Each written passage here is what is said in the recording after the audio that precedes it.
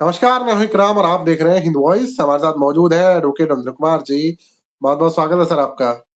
Sir, जिस तरह से एआई के नाम पे पूरी दुनिया में भारत का मजाक बना है, तो ये किस तरह की हमारे यहाँ पर एआई की शिक्षा दी जा रही है कि झूठ परोसा जा रहा है, एकदम झूठ सफेद, और पूरी दुनिया में किरकिरी हुई इस बात की। तो किन नीतियों की वजह से ये सब कुछ हुआ, और अब देश में तरक्की का सबसे पहला पैमाना क्या है, लोग सवाल कर रहे हैं। जब से मोदी सरकार आई है, तब से उसका जोर अंधविश्वास पे ज़्यादा है। ज्ञान, विज्ञान, तर्क और नई खोज करने की जगह मोदी सरकार का मानना है कि आपको हर चीज़ जो भी ढूँढनी है, वो भारत के प्राचीन धर्म ग्रंथों में ढूँढनी है और उनमें हम सब कुछ प्राप्त कर चुके हैं। हवाई जहाज़ बनाने की बात हो, तो हमारे यहाँ हवाई जहाज़ हम पहले बना चुके थे। पुल बनाने की बात हो, तो नल और नील ने भारत से श्रीलंका जाने का पुल बना दिया था। हमारे यहाँ प्लास्टिक सर्जरी थी, भगवान शंकर ने एक हाथी के बच्चे दिया, उसे ज़िंदा कर दिया, तो वो पहले प्लास्टिक सर्जन बन गए। हर चीज़ में हमारे पास एक ऐसा अनूठा तर्क है, जिसके बाद आदमी कहता है कि ये तो हम प्राप्त कर चुके हैं और विदेशी लोग हमारे धर्म ग्रंथ चुरा कर ले गए और उन्होंने सारा ज्ञान विज्ञान हासिल कर लिया।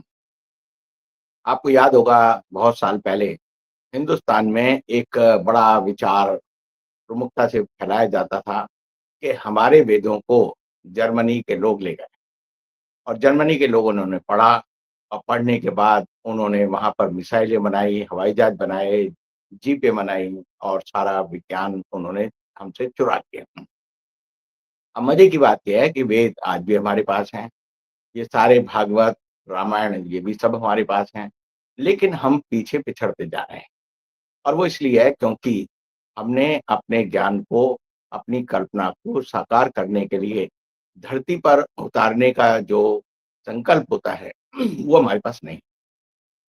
कथाएँ, कहानियाँ जो होती हैं, वो बताती हैं कि आप जब किसी बात का संकल्प लेते हैं, उसको पूरा करने के लिए जी-जान से उसके पीछे लग जाते हैं और प्रकृति भी आपका सहयोग करती है, तो आप जो है उसे प्राप्त कर लेते हैं। भागीरथी द्वारा भागीरथ द्वारा गंगा को ज़मीन पर लाने की जो कहानी है, वो भी यही कहानी है कि उसने तप तपस्या की और उसने जब पृथ्वी पर गंगा आ गई, तो उसके सारे जो वंशज थे या पूर्वज थे, उनका पूरी तरह से उद्धार हो गया। तो हम कहानियों के बीच की भावना को पकड़ने की जगह हम उनको सच मानते हैं और समझते हैं तंत्र, या तंत्र मंत्र के माध्यम से हम उसे सिद्ध कर लेंगे और सिद्ध करते ही वो चीज़ हमारी अपनी हो जाएगी। मोदी सरकार ने जो शिक्षा नीति हिंदुस्तान में लागू की है, अगर आप उसे पढ़ेंगे, तो मैंने 2019 में ही कहा था कि शिक्षा व्यवस्था ऐसी है, जो कि आप पीछे देखने के लिए मजबूर करती है और आपको कोई संकल्प नहीं देती कि आप किसी विकास को कैसे शांत करें। पहली, दूसरी, तीसरी, चौथी सबसे पहला पाठ जो पढ़ाया जाता है, वो पढ़ाया जाता है कि रामायण सही है, महाभारत बिल्कुल सही है, हमारे सारे शास्त्र सही हैं और उन शास्त्रों में जो बातें लिखी हैं, वो सही हैं। अब पहले जो विज्ञान की जो पहली खोज है, जिसको माना जाता है कि वजह से दुनिया में पहली क्रांति शुरू हुई, वो थी कि न्यूटन ने इस बात की खोज की कि पेड़ जो है सेब जो है, वो पेड़ से ज़मीन पर क्यों गिरा? और उसने जिसे हम कहते हैं गुरुत्वाकर्षण का नियम, पहला, दूसरा, तीसरा उसकी खोज हुई और न्यूटन ने और उसके बाद जितने भी लोग आए, उन्होंने बेसिक चीज़ों के बारे में जानने की कोशिश की। दुनिया के 500 बड़े वैज्ञानिक अगर आप ढूँढेंगे, चाहे उसमें आर्किमिडीज़ हों, पुराने वैज्ञानिकों की बात करना है, चाहे प्लूटो हो, सुकरात हो, सबका एक ही वजन रहा कि आप तर्क चीज़ों को अपने नज़रिए से देखो, उसका सच जानो और सच जानने के बाद जहाँ तक अपनी यात्रा कर सकते हो, वहाँ उस यात्रा को अपने मुकाम तक पहुँचाओ। अब भारत में जो अब एआई ये जो समिट हो रही है, इम्पैक्ट समिट इसका नाम रखा है। इसमें जितने भी लोग आए हैं, जितनी दुनिया के लोगों को लाया गया है, जिनके ऊपर हम बड़ा घमंड कर रहे हैं कि भाई सत्या निडाल कौन है, वो हिंदुस्तान का आदमी था जो अभी जो है अजय बांगा जो कि वर्ल्ड बैंक के चेयरमैन है, वो कौन है, वो भारतीय हैं। सुंदर पिचाई वो भी हिंदुस्तान का है। नील नील मोहन वो भी कौन है, वो भी हिंदुस्तान का है। लेकिन अगर आप एक बात देखेंगे तो आपको पता चलेगा अजय बांगा की उम्र है 66 साल, सत्या निडाल की उम्र है 58 साल, जिसकी बात हम करें नील मोहन उसकी उम्र है 53 साल और सुंदर पिचाई की उम्र है 52 साल। अब आप इनकी उम्र के पैमाने पर अगर आप देखेंगे तो ये आज की शिक्षा व्यवस्था से पढ़े लिखे नहीं है। किसी का जन्म 1967 में हुआ, किसी का 1970 में हुआ।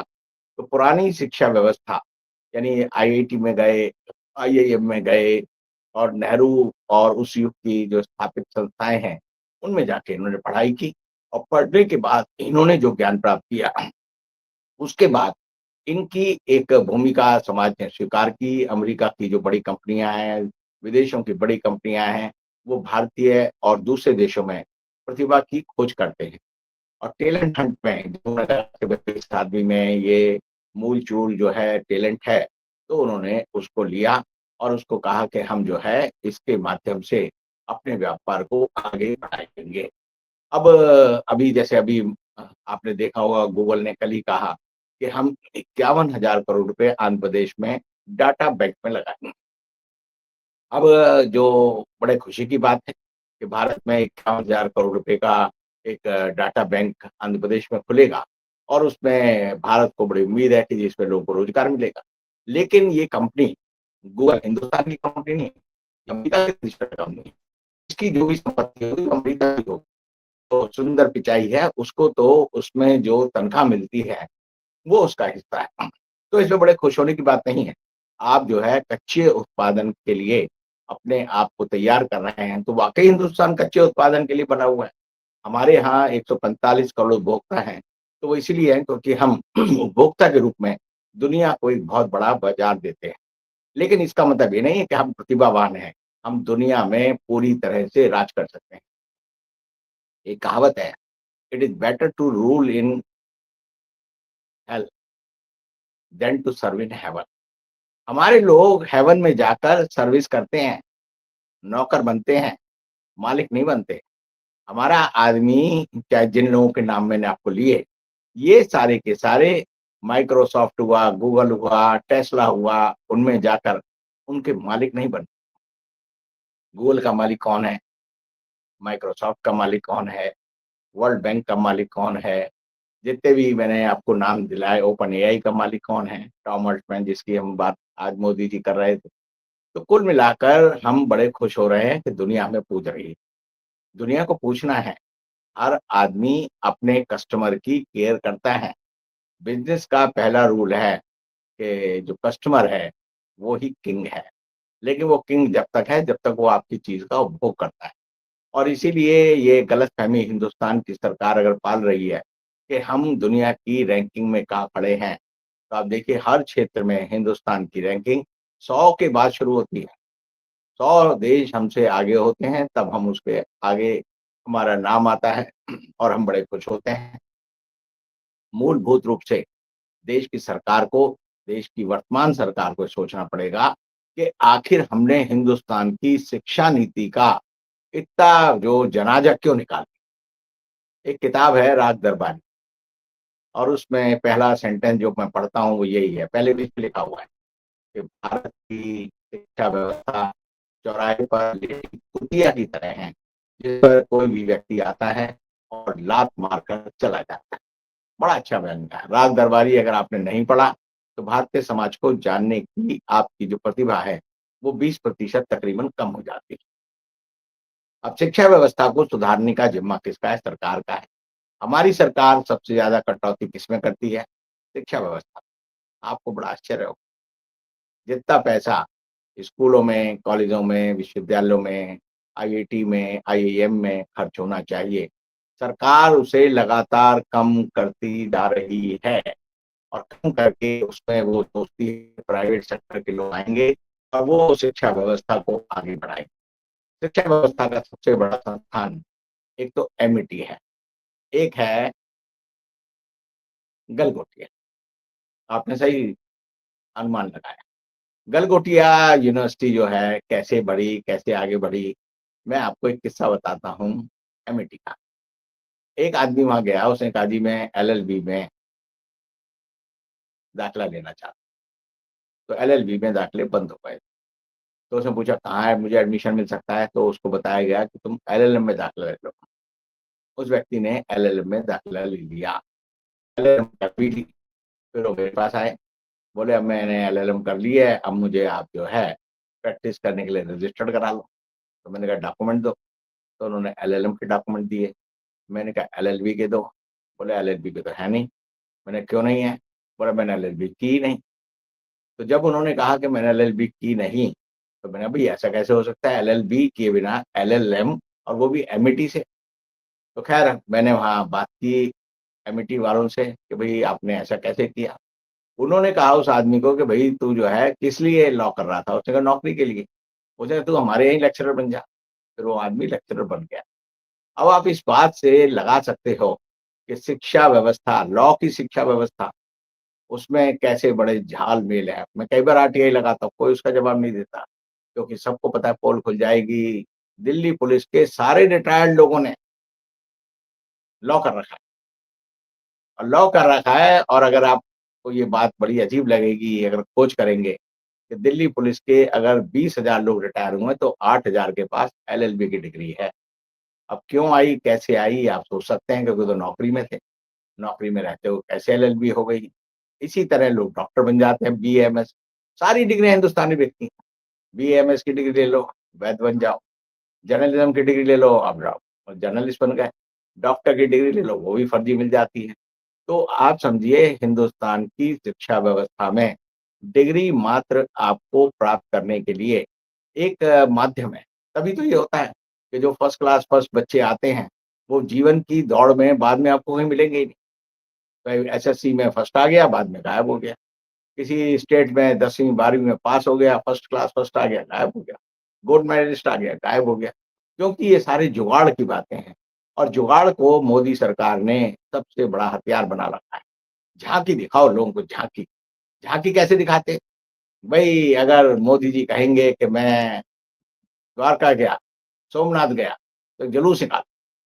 शंकर जी गायब, कोई नाम नहीं लेगा भगवान शंकर का। गांधी आश्रम, गांधी जी की जयंती पे 30 जनवरी मार्ग पे जहाँ गांधी जी को गोली लगी, वहाँ जो बोर्ड लगा है उसमें गांधी जी की फोटो तो इतनी है मटर के दाने के बराबर, और मोदी जी की फोटो है जैसे पूरा कद्दू। अब आप कद्दू की पूजा कर रहे हो, और ये कद्दू से आपको कुछ मिलना नहीं है। सिर्फ फोटो चिपका देने से हर दूसरे पोस्टर पे मोदी जी की फोटो, शौचालय में फोटो, पेट्रोल भरवाने जाओगे मोदी जी की फोटो। भाई मोदी जी कोई वैज्ञानिक है? भाई वैज्ञानिक जगह पे वैज्ञानिक की फोटो होनी चाहिए, धर्म की जगह पे धार्मिक आदमी की फोटो होनी चाहिए, साहित्य की जगह साहित्यकार की फोटो होनी चाहिए। हर क्षेत्र के व्यक्ति को सम्मान देना हिंदुस्तान के हर सामाजिक व्यक्ति का कर्तव्य है। लेकिन फोटो किसकी लगा देंगे? मोदी जी। बाकी दुनिया जाए भाड़ में। अब मोदी जी ही सब कुछ हैं। सर्वजन हिताय सर्वजन सुखाय मोदी जी ही करेंगे, उसके अलावा कोई कुछ नहीं करेगा। अब जब मेरी फोटो नहीं लगेगी तो मैं समाज को क्यों बताऊंगा कि मैंने क्या आपकी सेवा करनी है? प्रेरणा मिलती थी लोगों को। आप किसी भी शहर में जाएँगे, तो विभिन्न चौराहों पर आपको अलग-अलग लोगों की मूर्तियाँ मिलती थी, अलग-अलग लोगों की फ़ोटो मिलती थी, अलग-अलग लोगों के नाम पे थे। अब 3 चीज़ें बड़ी कॉमन हैं। सारे आश्रमों पे तो कब्ज़ा हो गया रामदेव। रामदेव ने सारे आश्रम, चाहे वो सनातन धर्म के हों, आर्य समाज के हों, सब पे कब्ज़ा कर दिया। सारी सरकारी जगह पे संपत्ति पे मोदी जी का कब्ज़ा हो गया। वहाँ उनकी फ़ोटो लग गई। और बची-कुची जगह जो है, बाकी वहाँ के जो मुख्यमंत्री होते हैं, असम जाएँगे तो हेमंत विश्वा शर्मा का कब्ज़ा मिलेगा, दिल्ली आएँगे तो रेखा गुप्ता का कब्ज़ा मिलेगा, यूपी जाएँगे तो योगी आदित्यनाथ का कब्ज़ा मिलेगा। तो समाज में जो लोग किसी भी तरह से अपनी भूमिका निभा रहे हैं, समाज के लिए कल्याण कर रहे हैं, समाज के लिए त्याग कर रहे हैं, उनको हमारा समाज किसी भी रूप में स्वीकार नहीं करता, ना स्वीकार्यता देता है। और जिसकी वजह से हिंदुस्तान में आज जो एआई इम्पैक्ट समिट है, उसके वजह से सबसे ज़्यादा खुश कौन है? वो हिंदुस्तान में रही है, खर्च हमने किया। सबसे ज़्यादा खुश है एक तो चीन के लोग, फालतू में बैठे-बैठे उनका कुत्ता विश्व का विजेता बन गया, रोबोट वाला कुत्ता। और इस कुत्ते की कहानी आप देखेंगे, तो पहली बार ये कुत्ता जो बना था, ये 1999 में सोनी कंपनी ने बनाया था। फिर होंडा कंपनी ने उसमें इम्प्रूवमेंट किया 2000 में। आप इसकी हिस्ट्री की कहानी पढ़ेंगे तो ये कुत्ता जो आज इतना कुचर्चित या चर्चित या हमारी जगहसाई का कारण बना है, ये भी मार्केट में 2019 में बिक्री के लिए आ गया। अब हमारे लोगों को पता ही नहीं। अब आप एक बड़ी अजीब बात आपको नहीं लगेगी? भई इन्होंने चोरी से कुत्ता पेश किया। तो जितने जर्नलिस्ट थे, इससे पहले इसका मतलब जो विज्ञान या साइंस या कंप्यूटर को कवर करने वाले जर्नलिस्ट हैं, क्या उन्हें नहीं पता था ऐसा कुत्ता पहले दुनिया में मौजूद है? ये तो ऐसे ही है जैसे मैं मर्सिडीज़ बेंज लाकर किसी गाँव में चला जाऊँ, सुदूर गाँव में, जहाँ पर लोगों ने कार ना देखी और वहाँ मैं कहूँ देखो मर्सिडीज़ बेंज मैंने बनाई है। तो गाँव के लोग मान लेंगे हाँ जी, रविंद्र कुमार ने बनाई होगी। लेकिन अगर दिल्ली शहर में, बम्बई शहर में मैं मर्सिडीज़ बेंज बना के ला जाऊँ और कहूँ जी ये कार मैंने बनाई है, तो लोग लानत देंगे कि क्यों सरेआम तुम जो है झूठ बोल रहे हो, शर्म आनी चाहिए तुम्हें। इतने सारे जर्नलिस्ट हिंदुस्तान के, सब कवर करने गए थे, सबने ही उसकी रील बनाई, दूरदर्शन ने ही बनाई। यानी इतने नालायक लोग आपने भर रखे। ऐसे लोगों को आपने पत्रकारिता में कैसे चयन कर रहे हैं, जिनको खुद कुछ नहीं पता है कि उनके बगल में क्या हो रहा है। सिर्फ आई खबर, पढ़ दी टेलीप्रॉम्प्टर से जो लिखा हुआ आ रहा है वो पढ़ दिया। उसके बाद गए किसी नेता के चमचे वो बन गए, उसके जूतड़ चापे, उसकी चप्पलें चाटी, उसकी चमचागिरी की और दूसरे तरीके से आपने ये इन प्रकार पैसा इकट्ठा किया और फिर कहेंगे मेरा नाम अंजना ओम मोदी है, मैं रूबी का लियाकत हूँ, मैं त्रिपाठी हूँ, मैं फलाना हूँ, मैं ढिमका हूँ। अरे लानत है हिंदुस्तान के मीडिया पर। ये हिंदुस्तान में गलगोटिया यूनिवर्सिटी नहीं बर्बाद हुई, ये हिंदुस्तान का जर्नलिज्म बर्बाद हुआ है। कि ऐसे नालायक लोग हिंदुस्तान में जर्नलिस्ट बने हुए हैं, जिन्हें जर्नलिज्म का क, ख, ग नहीं आता। कोई साइंस समिट में गए हो, कंप्यूटर की समिट में गए हो, वहाँ तुम्हें पता होना चाहिए कि कौन-कौन से कंप्यूटर की चीज़ें आ गई हैं। ये तो कमोडिटी है। मैं आपको एक किस्सा भी बताता हूँ। 2016 में बैंगलोर में कुछ लोग चीन से आए और वहाँ जब उतरे तो उनके पास ड्रोन थे, 4 ड्रोन। उनके ड्रोनों को सीआईएसएफ ने जब्त कर लिया। क्यों कर लिया? वो इसलिए कर लिया क्योंकि उन्होंने कहा कि भई ये कौन-सी मशीन है हमने तो देख ली। जब उन्होंने जब्त कर लिया तो बड़ी दिक्कत हुई कि भई ये क्या चीज़ है? तो वहाँ के सीआईएसएफ के लोगों को नहीं पता। उन्होंने हिंदुस्तान की डीआरडीओ को लिखा कि भई ये ऐसी मशीन आई है, आप इसके बारे में बताओ। डीआरडीओ के 3 लोग गए। वहाँ पर जाकर बैंगलोर में उन्होंने रिपोर्ट वो मशीन देखी, तो उन्हें भी नहीं समझ आई मशीन क्या है। उन्होंने उसके स्पेसिफिकेशन वगैरह जो लिखे थे वो पढ़े, तब उन्हें पता चला ड्रोन है। हिंदुस्तान में डीआरडीओ के लोगों को 2016 में ड्रोन के बारे में 4 दिन बाद पता चला। और ये बात मैं क्यों बता रहा हूँ? हिंदू अखबार की खबर खोलो, साइट पे जाओ हिंदू, ड्रोन पकड़े गए बैंगलोर के एयरपोर्ट पे आपको सारी खबर मिल जाएगी। तभी मुझे बड़ी दुःख हुआ देश पे कि कैसे नालायक लोग हिंदुस्तान की हर संस्था पे बैठे। तो ऐसे में जो आदमी अक्लमंद होता है, उसके लिए क्या रास्ता है? खुशवंत सिंह ने एक कहानी लिखी है, बहुत बढ़िया कहानी। जब वो एसिड वीकली के संपादक थे, तो वो कहते थे हिंदुस्तान की संस्थाओं में ब्रेन ड्रेन क्यों होता है? प्रतिभावान व्यक्ति देश छोड़कर क्यों भाग जाता है? तो उन्होंने कहा कि इसलिए भाग जाता है क्योंकि हर संस्थान पे जो बैठा हुआ उसका HOD, head of the department, vice chancellor, सारे गधे हैं, नालायक हैं, चमचागिरी करके बने हैं। भाई भतीजावाद की वजह से वहाँ पहुँचे। तो क्या होता है जो प्रतिभावान व्यक्ति आता है, एचओडी को खतरा हो जाता है कि ये साला मुझसे ज़्यादा अक्लमंद है। एक दिन मेरी पोल खोल देगा, सबको पता चल जाएगा मैं बेवकूफ़ हूँ, नालायक हूँ, हद से दर्जे का घटिया आदमी हूँ। तो वो कहता है इस आदमी को यहाँ से बाहर भगा दो, वो उसे नहीं रखा। ऐसे ही हरगोविंद खुराना के साथ दिल्ली यूनिवर्सिटी में हुआ। दिल्ली यूनिवर्सिटी ने उन्हें नौकरी नहीं दी, वो अमेरिका चले गए। तो उन्होंने जो खोज की उस पे उन्हें आदमी की जीन्स पे, डीएनए पे क्या मिला? Nobel award. जब नोबेल अवार्ड मिला तो हिंदुस्तान के लोगों ने कहा, अजय बांगर की तरह ये तो हमारा आदमी है, सत्या नडेला की जगह ये हमारा आदमी है, सुंदर पिचाई की तरह ये हमारा आदमी है। अरे जीतने के बाद तो वहाँ पड़ोसी सब बताते हैं कि ये हमारे आदमी हैं। जब वो आदमी संघर्ष कर रहा था, तो आप क्या कर रहे थे? उसके ऊपर जूते मार रहे थे, जूते, कि दूर रह, भाग जा, हमें तेरी ज़रूरत नहीं है। हिंदुस्तान को घटिया देश बनाने में मोदी सरकार का यही योगदान है कि इसने हिंदुस्तान में प्रतिभा के जनन का हर रास्ता बंद कर दिया है। हर यूनिवर्सिटी में आरएसएस के लोगों को बिठा दिया है, जिनको कुछ नहीं आता। हर एचओडी, हर यूनिवर्सिटी में जो अपॉइंटमेंट होता है, वो रिश्वत लेके, पैसे देके होता है। जितने प्रोफ़ेसर हैं, जितने लेक्चरर हैं, जितने और दूसरे लोग हैं, वो सारे आरएसएस के कैडर के लोग हैं और आरएसएस प्रतिभाहीन लोगों का एक झुंड है, पागल कुत्तों का जैसे एक झुंड आ जाए और लोगों को भगा दे, ऐसी हालत देश की हो गई है। देश में नील-बटा सन्नाटा है, सारे पत्रकार भ्रष्ट हैं, ये मैं आपको इसलिए कह रहा हूँ, आप देख लें, बच्चा भी बता दे कि अगर किसी बच्चे को, बाहर के बच्चे को बताओ ना, बेटा एक कुत्ता, वो बता देगा तो चीनी। हमारे वालों को नहीं पता चला, क्योंकि हम तो सिर्फ़ 2 ही चीज़ों में मस्त रहते हैं, चमचागिरी करो और कहीं से पैसे का जुगाड़ करो। हिंदुस्तान को बर्बाद करने में हम सब शामिल हैं, मैं भी शामिल हूँ, आप भी शामिल हैं और इसको बात को जब तक आप मानोगे नहीं, तब तक हिंदुस्तान बर्बाद होता रहेगा।